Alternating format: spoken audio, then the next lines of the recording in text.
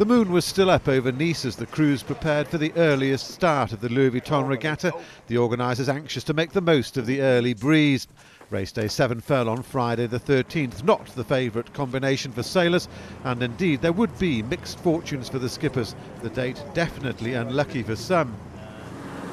Amongst them would be Artemis skipper Terry Hutchinson. Although his race against BMW Oracle Racing certainly began well, the Swedish boat off to a flying start, while Gavin Brady found himself having to squeeze the American yacht around the committee boat.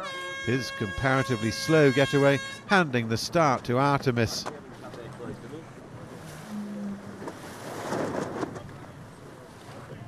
Hutchinson held the lead to the halfway mark when everything went wrong as the hydraulic system failed completely on Artemis. Unable to trim the sails, the sailors struggled frantically to keep the boat going, the foredeck crew lashing the jib to the forestay to prevent it blowing away.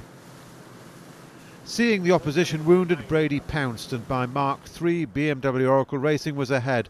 Crippled by gear failure with hydraulic oil all over the boat, Artemis could only play follow the leader.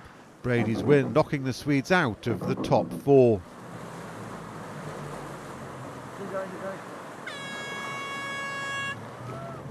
Race 2 saw Emirates Team New Zealand skipper Dean Barker taking on his former sparring partner Ben Ainsley, now driving Team Origin, and provided a classic example of two sailors knowing each other's game backwards.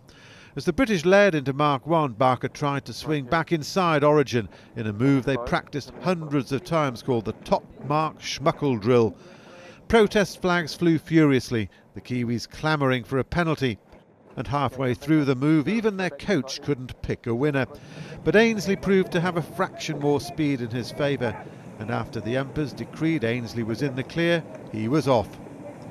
Barker tried to battle back into it, but Ainsley rebuffed the Kiwi challenge, inflicting Emirates New Zealand's first loss, although the Kiwis still top the points table.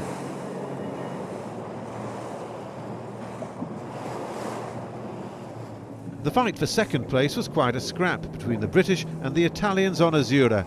Up the first beat, Francesco Bruni gave Azzurra the edge, and as they approached the first cross, the Italians were in control until a badly timed slam dunk. Out came the protest flags again, with the Italians incurring a red flag penalty, which they had to take straight away. Now, with a handy lead, Ainsley headed off down the left-hand side. On Azzurra, though, way up the mast, Francesco Bruni's brother Gabrielli had seen breeze out right, and the Italians hooked into it. As Ainsley continued left, the boat split right across the course. By Mark 2, Azzurra had regained the lead, and by quite a margin. Origin chased but couldn't catch Azzurra. Italian joy at a famous win, very visible after they slid across the line to go second on the table.